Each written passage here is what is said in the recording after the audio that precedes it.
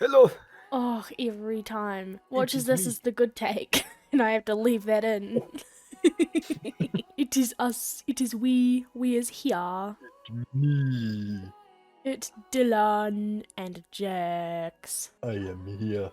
I have returned from the bushes. from the bushes. I am here. What was that? I am here. Oh, lordy, lordy, lordy, lord. Yes, hello, SWJW time. Yeah, hi, Swidwa time. Well, Swidwa. SWJW time. Ooh.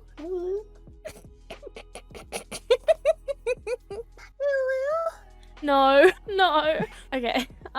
It's been a while. I don't want to jinx it like we did with the last one. We were like, we're finally on time. Because that one got deleted after weeks. You don't have to worry about it not being on time because we're already extremely late. Ooh. It's okay. We've got a couple weeks to edit this one. Yeah, it'll be fine. It'll be fine. Hello, and welcome to SWJW. I'm Jax, and this is Dylan. I am Jax. I'm being exiled from Jaxation. That's right. What does I'm that make taking me? your place. You're just off into the void. That's all it is. Aw, I don't even get to be Dylan. Well, you can be. I can't. You'll just still be in the void. Oh, I want to join a loving family. I will steal. I will steal. No will one take a will family ever from get their past home. my forces. Okay, this is a long enough introduction. We've been a while. Our last episode had to get scrapped because the main, formerly known as actress, now known as actor, Elliot Page came out, and we're very happy for him. However, it means we had to scrap an episode because we weren't about to go through an hour of footage to try and bleep out every single misuse of pronouns and dead naming, and if we didn't do that, we would have gotten yelled at by the internet, so we figured it was just better just to delete it and do a different one. Even though we recorded before it even happened, so like... Yeah, like well before, like 2 weeks, maybe 3. Yeah. It's just because we'd be uploading it afterwards, so people would be angry. Exactly. And to be honest, people would be angry if we uploaded it and then he came out and then they saw it. They'd be like, you need to take this video down and change it or some shit. Yeah. I love the internet. So we just watched Martyrs by Pascal Laugier and produced by Richard Grandpierre and Simon Trotter. Trottier. Simon Trottier. Also starring Mariana Aloy and Mylène Japanois. Oof, those ones were easier. So as usual, let's chuck on over into phase 1, into the shit that we liked about Martyrs. Dylan. So basically, I don't remember, like, any of this movie because we watched it several weeks ago. Pretend we just watched it. So we just watched Martyrs by Pascal So we Laugier. just watched it a few months ago. It's like yay, but worse. So we watched at some point, this thing. We are Jax Films now. Yeah. Alright, what did I like about it that I can remember? Do you want me to start? Yeah, because I've got to come up with all the details about the movie all over again. I really liked that there was like a build-up. Do you know what I mean? Like we went from kind of, obviously she came out of a I forget where it was, like a sawmill or something, a slaughterhouse, and she, you know, had been tortured there or something. We see like a brief little news report and stuff, and she runs away, and that is a very climactic scene. And then we get to her kind of growing up and the issues she faces as a kid, but nothing like big and serious really happens except for when she's in the bathtub hiding from teachers or something and has like gashes, I think in her arms. Was it her arms? It might have been legs, back, something. She had gashes. And I like that we were introduced to the concept of the victims, they call them victims, early. You've got martyrs and you've got victims. Martyrs are ones that endure the pain and kind of ignore it until they see, like, through death, they transcend. Whereas victims, you know, they become tortured souls and they start seeing things and getting depressed and going insane and end up usually ending their lives.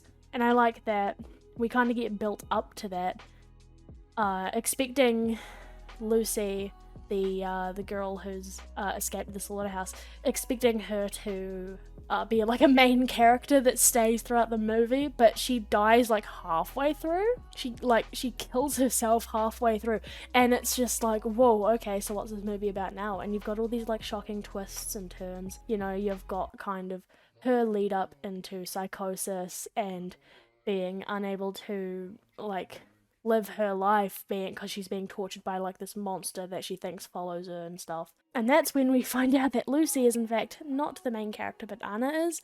And then you kind of have this big build up to Anna being a martyr, whereas Lucy is a victim, and it's a whole thing. And I really like that it's complicated, but it's not over complicated, at least for the most part. Lagged up for a second there, but whatever.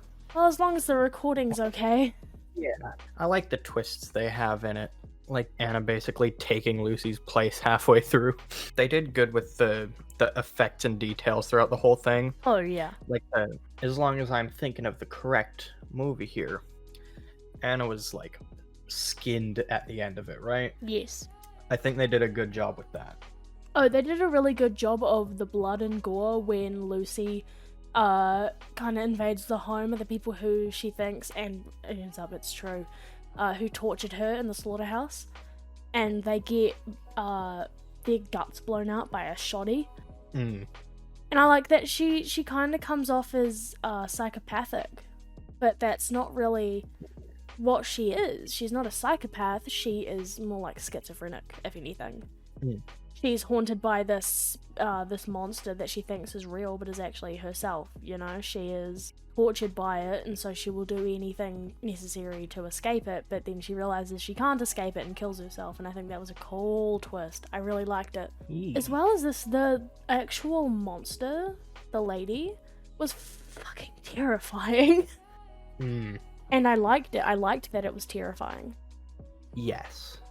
They did a really, really, really good job on the effects and like the creep factor in it, especially considering it was a 2008 movie. Oh, another thing I liked. We all know at this point how I am a fan of equality in these movies. So I like that Lucy did not fucking hesitate to shoot that child in the back. I think it was the back. The girl? Yes. The girl was just trying to run away, and she rose that thing, and she was just like, oh man, and then shot her in the back. She definitely hesitated to kill the kids. Yeah, I believe there was the parents, the boy who I think was 18, and the girl that was like 14, I assume, something like that. With the boy, she like asked how old he was, and I was assuming that was like, if he answers anything under 18, he's a child, therefore don't shoot him.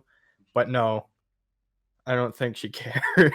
I think it was no. I think because wasn't it 15 years? Yeah, cut to 15 years later.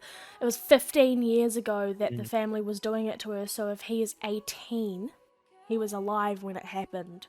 And so he must have some knowledge of it. I think that's what she's thinking. And that must mean the girl is like 15, 16, I would assume. Okay. Or she's just getting rid of the evidence. One of those. Maybe. You know, can't have any witnesses when you just killed 3 people. Yeah, exactly. Especially if the witness is a young girl. But yeah, you know, equality. Don't let the children live just because they're children. Kill them all, I say. Kill them all. Yeah, the effects were really good. I think the merciless killing by Lucy just to try and get rid of her own demons, literally, is really interesting as well. And then the fact that Anna seems to be a genuinely good person. You know, she tries to save the mother that got shot by Lucy before she actually knew that Lucy was right. And she tried to save the girl from down in the basement, and I think that was done purposefully to show there was no way that Lucy could have been a martyr because she's haunted by her own guilt from not saving the lady that she saw in the slaughterhouse that was still being tortured. Now we're moving on to phase 2, which, as we all know by now, is what we didn't like about the film. You know, anything we disliked or up to, I guess, hated. For me, the one thing that bugs me the most about this movie is that we never, ever, ever get a straight answer on the ending. Ever. And we never will. That was gonna be my main thing. Yeah, I hate that. Stupid open to interpretation twist at the end. Yeah. I loved all of the the mild complication in the movie that was like just complicated enough that it kept you hooked in so you could find out what actually happens, and then but not too complicated that you're left questioning what the hell went on. That was really, really good up until the end. So the idea of a martyr in this movie is not like your typical martyr, which I'm sure Dylan will put up the definition on the screen. But a martyr is someone who can basically see into death, like transcend life and see what is like in the afterlife, essentially. And so Anna actually is able to do that. She transcends because she suffers through all the torture and she sees the afterlife, or lack thereof, we don't know. She sees something and she tells Mademoiselle, who is the main bad guy, I guess you could say. She tells her what she sees, and then Mademoiselle is kind of talking through the door at her assistant or whatever, and she asks him, like, can you imagine what happens after death? And he says, why, no, not at all. And she says, keep doubting, and then shoots herself. And we don't know what Anna said to her. We have no idea. No clue. And I know that this was done on purpose, you know, keep doubting, you know, it's not just a message to him, it's a message to the audience or whatever. But, like, it's a movie. I hate it. I've just assumed that they left it, like, as an open thing like that because maybe when they were writing it, they were just like, well, we can't say what the afterlife is. What if we're wrong? So they're just like, well, let's just keep it completely ambiguous so that people can't be like, no, that's not what the afterlife is. When you die, you go to heaven to meet Jesus. To meet him and get an autograph before you get sent right back down to hell. Exactly. That's what I hope. That's what I hope the afterlife is. Get an autograph from Jesus on your way down to hell. He's got like a big flashy sequin suit and sunglasses. He's acting like full celebrity. He's got his servants to sign the fucking autographs for him. Jesus Christ. One guy dies and goes up there and doesn't really say anything. Jesus turns to him, tips his sunglasses. Do you know who I am? Do you have... Maybe you just don't recognize me with the shades. You know, he like goes into a Whole Foods. He goes into a Whole Foods and they don't like give him a discount or anything. And he's like, I've got a coupon. And they're like, sorry, sir, this is expired. And he's like, excuse me? Do you know who I am? Maybe because I trimmed my beard this morning, you don't quite whatever. It's, yeah, this is a bad joke. It's the best joke. Maybe you don't recognize me. But here's the thing. I'm a Jesus H. Christ, ring Christ? What does H stand for? Hell? Everyone says Hitler. Hitler. Oh no. I don't think it's Hitler. I don't think it's Hitler. Clearly it is if so many people agree. Because as we all know, facts are based entirely upon the world's opinion. Holy. It stands for holy. Ah. It was coined by Alexander Campbell. The afterlife thing. That was stupid. They give like no hints as to what they could have meant.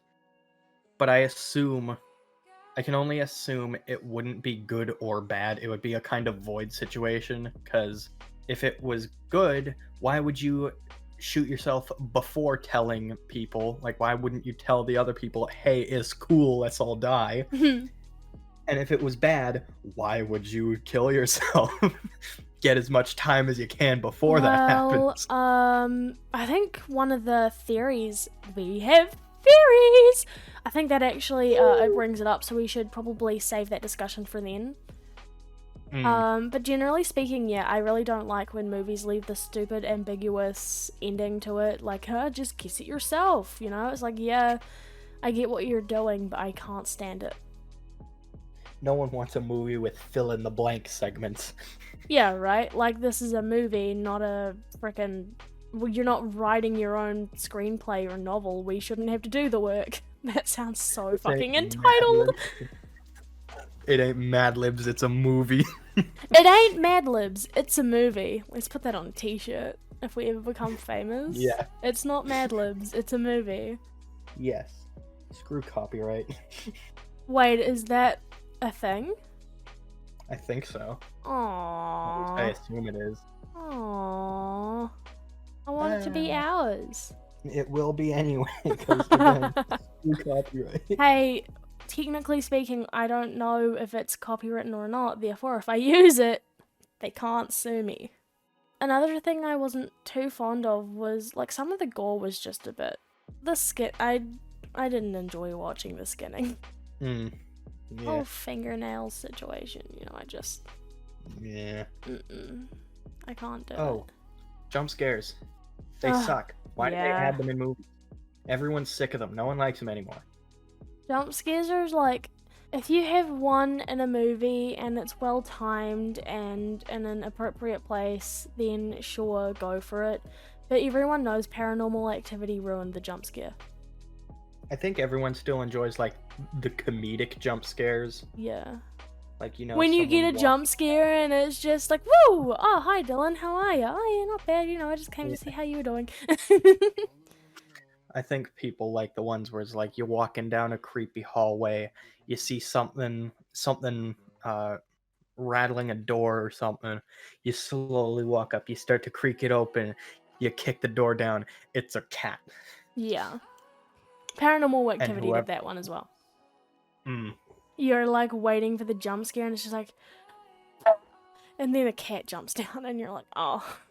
It has to still scare whoever was going for it. Yeah, of course. It's boring if they're just like, oh, it was just a mouse or whatever, and then they turn around and there's the actual demon. Those are dumb. Another thing I wasn't super fond of in this movie was the pacing. It was quite weird. The pacing was very strange. In some parts, you were like waiting for something to happen, and nothing happens, and you're just sitting there like, what's going on? Like, why is nothing happening? This movie's starting to get really boring. I'm starting to lose my interest in it. And then all of a sudden things are going too fast, and things are just like, what's going on? Why, what? And then you start getting like brain overload. Generally speaking, this movie's pretty good, and it's worth a watch. Apparently the remake sucks, so don't bother. Go straight to the 2008 version. It's in another language, but you'll live. It'll be fine. It'll be fine. Yeah, I mean, if we can do it, you can. If Dylan can read, you can. Oh, we all know I can't read. You had to read the subtitles to me. Yeah. Just like I have to read Gone to you because you're too lazy to pick up a book. No, it's because I never learned how to read. That's just Hi, my name's Dylan. I'm 19 years old. By the way, happy birthday for 15 days ago. And I never learned how to read. This video was recorded on the 18th of December 2020. Dylan's birthday is December 3rd, 2001. Yes. I'm a grown up now. I'm a big boy. I almost said 2020 again, and then I almost said 2002, and I was like, no, that's not it either. As is phase 3, what would we change if we could? I think I would have at least given them a chance to escape. At least. Just a chance, Absolutely. You know? Yeah, obviously they can't actually escape, but... Oh, yeah. Don't make it feel so hopeless. Like, at least, you know, give a chase, because there was none. Yeah, gotta give them a chance to escape, just so it doesn't feel hopeless, and to add, like, it can add some good suspense. And I think with Anna being the main character, maybe you could have elaborated a little more on her life, because we don't know anything except for from a brief, like, we know that she grew up in the same orphanage as Lucy, and we know that because of a phone call with her mother, that her parents are not dead, and we know that there is a likely chance that Anna was abused or something as a kid. That's all we know. We don't know anything about her life, but she's our mainest of main characters. Like, Lucy's there, but Anna's the main character. She's the main girl. She's the one who becomes a martyr. Why do we not know anything about her, but we know so much about Lucy? So I would change that. I would make it so that Anna has a little bit more substance, I think. Main thing I'd change, aside from, fixing the jump scares, I would at least try to add a bit of a hint as to the end. Like, they really left it on nothing there. Yeah. They don't have to, be really blatant about it. They don't have to just outright say what it was. But just give people a direction to go in for it. You could have had Mademoiselle's eyes widen in fear, or in excitement, or, give a signal to us as to whether it's a good thing or a bad thing. Yeah, because right now, as it stands, I still think it's void. Yeah. I mean, generally speaking, it's a pretty well done film. Like, they knew what they were doing, obviously, and it's not too bad. I don't know, maybe I wouldn't make it so dark. Some of the lighting is a little dark in the movie to a point where it's just like watching it is like, oh, hold on, I can't see. Which I guess it's not so bad, but it's kind of nitpicky, but I figured I'd throw that in there. Gotta max out the brightness on your monitor. Yeah, literally. And sometimes you're like watching it, and this is quite common with films that aren't like Hollywood produced. You'll be watching it and they'll break the tone sometimes. So I think if I were to do anything, I would make sure that the actors aren't breaking tone. Almost like they're breaking character, but not quite. You know what I mean? Because they, it's just sometimes you'll be like, oh, this is so spooky, and then someone will say something that, like, sounds like it could be trying to keep the tone going, but sounds more like it's, like, from a completely different genre. Like, when you're watching a purely horror skit, or horror movie, rather, and, like, some comedy skit happens halfway through, and you're like, what? Yeah. Next up is Phase 4. I've had to use my brain cells for this one. I looked into the background of the director and so on, and we'll be discussing some interesting stuff that happened just regarding the film and kind of give you a brief synopsis. The plot is as follows. In 1971, Lucy Duran, a young girl, makes her escape from a basically abandoned slaughterhouse in which she has previously been abused and tortured for a year-ish. No one knows who did it or why. She's put in an orphanage and meets a girl who she becomes very close friends with, Anna Asoy. Anna learns that Lucy struggles with the belief that she is being tormented by a disfigured woman who often tries to hurt her. She comforts her regularly, even trying to help her hide the injuries this woman has supposedly inflicted on Lucy. Cut to 15 years later, and Lucy is seen disrupting the home of what seems like a totally normal family by shooting the dad with a shotty before killing the rest of the family. Anna is waiting for her elsewhere, and she knows that Lucy believes that this family is the one responsible for her torture. She is shocked when she discovers that Lucy has killed the family and rushes over to help. She discovers that the mother is still alive, and still not knowing that this family actually did anything outside of what Lucy believes, tries to help the woman escape. Lucy finds out and promptly kills the mother before doing one of her routine freakouts wherein Anna sees her harming herself while believing it is the woman who haunts her, and we find out that it's all just psychological manifestation of her guilt for not saving another woman when she escaped the slaughterhouse.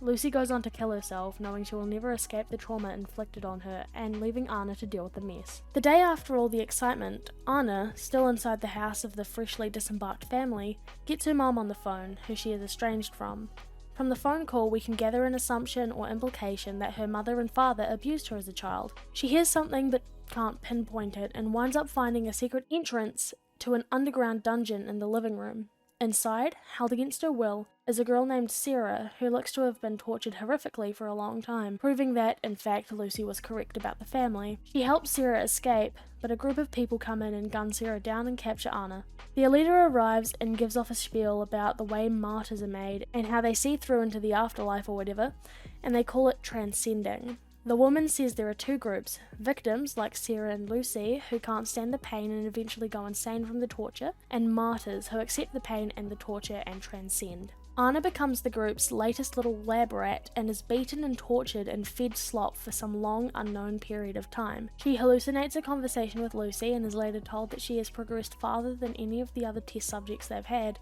and that she is now to enter the final stage. It is in this stage that she is skinned alive, and she completely survives the procedure, entering a euphoric state, and someone rushes to tell their leader. When the woman arrives, Anna whispers what she knows into her ear. Members of the society gather around at the house, waiting excitedly to hear what the woman has to say about Anna's transcendence. As the woman and her assistant wait for more people to come, he asks her if what Anna said was clear. She says yes, and asks back, "Can you imagine what happens after death?" When he says no, she says simply, "Keep doubting," and shoots herself in the head. And that's it. That's the movie. Pascal Logi, a French screenwriter and director, who was born on the 16th of October 1971, making him 49 years old. Time is weird right now. 1970 was 50 years ago. It's weird to think about. Holy fuck. His feature films include Martyrs, Saint Ange, and The Tall Man. The very tall man. Look at how tall he is. He's a tall boy. He's such a tall boy. He's reaching the clouds. Oh no, tall man, no, you're headed towards the sun. Tall Stop. man, no. He can't hear us. He's got his AirPods in. Oh, no. God, not his Raycons. He's dead. Man, if only he hadn't been Man. wearing Raycons. Horse. Alright. There's unfortunately basically no easily found information on this dude. His Wikipedia page is depressingly small and doesn't really say anything about his actual life. But at least he isn't Richard Grandpierre, whose Wikipedia page literally is just a list of films he's produced, and that is all. It doesn't have his age or where he was born, it's just titles. In fact, none of them... In fact, none of the actors or producers or anything have anything interesting on their Wikipedia pages or elsewhere. That's just kind of the downside of being from any production setup that isn't based in Hollywood. As I said. Is it theory time? It's theory time. There's a couple theories, and rather than turning them into our own words and whatnot, we're just going to tell you what they've said. Most, if not all of these theories revolve around the ending because, well, like we said, it's very vague. We never get a straight answer on what Anna whispered into Mademoiselle's ear. Our first theory is from thisisbarry.com. Hello, Barry. Imagine you were just beginning to watch the movie The Sixth Sense, and someone told you the film's ending twist. Suddenly, you don't find the urge to watch the film anymore. There's an apparent loss of purpose. Similarly, imagine you were at a casino and someone guarantees that you'll win nothing through the day. Suddenly, you'll lose the urge to be in the casino and gamble. Unless you were told you would win, then you would stay there for your entire life. Oh, yeah, absolutely. Because as we all know, once you leave, the luck RNG resets. Yes. So if you never leave the casino, you get to keep winning forever. Life, in a sense, comes with a twist at the end, that being death. Many cultures believe that the purpose of life is revealed in the afterlife. But what if it's the suspense presented by life that gives us all a purpose to live each day? If this suspense was removed, suddenly, there would no longer be an urge to live. You wouldn't really care. You just feel like, screw You'd it. feel like I already know what me. happened. I end it now. This one here is from Reddit user u/John_FX. I think that Anna told Mademoiselle that there is an afterlife, but nothing we do has any consequence on how that plays out. Either there is no God, or he just doesn't care to reward or punish us in the afterlife.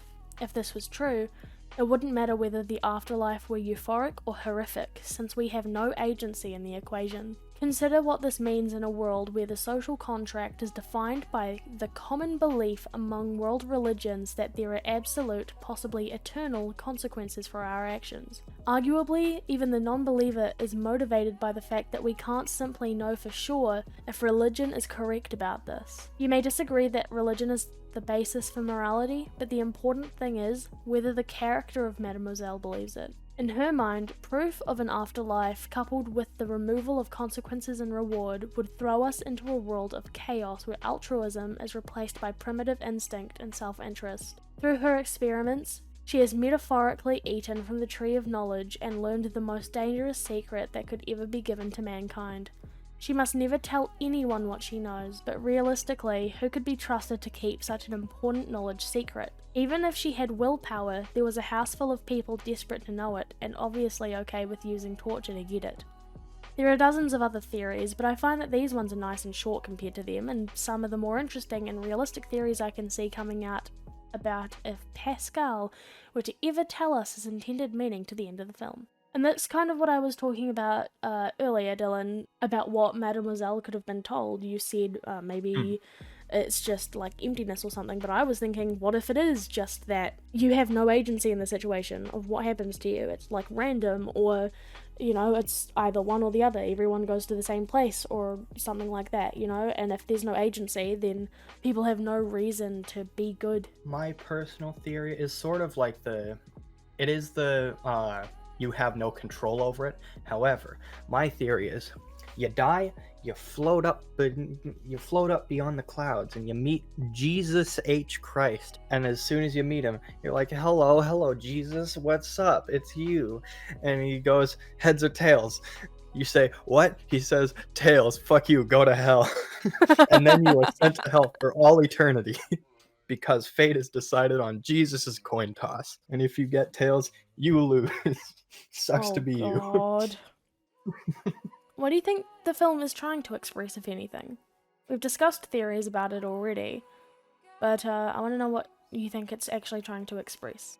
To not seek out the meaning of life and what happens after you die. I believe it is trying to express that if you find out, you won't care anymore, so just quit now. I think it's trying to tell us live in the moment, rather than trying to find out the meaning of everything, because when you find out the meaning, everything becomes meaningless. Yeah. Your meaning is trying to find meaning, and if you find that meaning, your life becomes meaningless and forfeit. Live in the moment. Live in the moment definitely sounds a lot better than just give up. And I think it kind of shows us that our meanings and the way that we choose to live our lives are dictated primarily on maybe our beliefs, you know? I feel like we thought the same thing about it, like what it was trying to express. You just worded it way better. I often do that. Yeah. But yeah, I think that's what it is trying to express. It's trying to tell us kind of like, if you seek out the meaning of life, you're only going to be disappointed whether you find out what you wanted to find out or not. Exactly. Regardless of if it's good or bad, you'll still be disappointed. Yeah, this was a kind of deep episode. We kind of talked about the meaning of life and stuff. Yee. I hate to tell all of you this, but there isn't one. Take that, atheist, you were right. Life is meaningless and death is inevitable. Hey, yay! We learned something new today. Remember, if we have a purpose, then so does every other animal. But we already know that every other animal's purpose is to fuck and then die. Yes, think of it this way. Do you think a worm is going to heaven? No? Then neither are you. Hey, good night, everybody. Hey, and this concludes this SWJW. Yeah, it's been really nice having you guys around, and I'm sorry that it's taken us so long to upload. This is probably coming after we uploaded, but we're recording this before we upload again. I have put out a video already that is fully edited, rendered, uploaded, and has 1 million likes on YouTube. See that? 1 million. Proof right there. Oh, proof right there. From a series I'm starting on here called The Contrapocalypse, because I couldn't come up with a better name. It's cheesy, and I love it that way. And I'm doing it myself, all the editing and stuff. So it's not as good. And I here's mean, my it's video better. link. Doesn't exist yet because I haven't made the video or even started on it.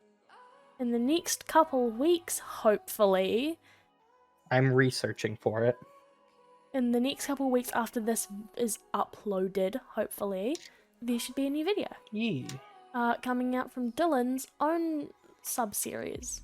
I'm gonna call it Tears of the Innocent. What? Tears of the Tears of the Tortured Souls. I don't know, something with tears. Male tears. Yes. What are some phrases that involve tears? Blood, sweat, and tears. Yes, that'll be it. Just make your character constantly bleeding and sweating. He's just been in a street fight and now he's making a tier list. And Crikey. he'll be crying the whole time. God's sake. Okay, we've had enough. Yes. Hey. Thank you for watching, everybody. It's been 4,000 years since our last upload, but hopefully it was worth it. Thank you everyone for coming, and I hope you all have a good day, night, morning, afternoon, brunch. Brunch. Have a good brunch, everybody. Have a good brunch, and remember, it's not Mad Libs, it's movie.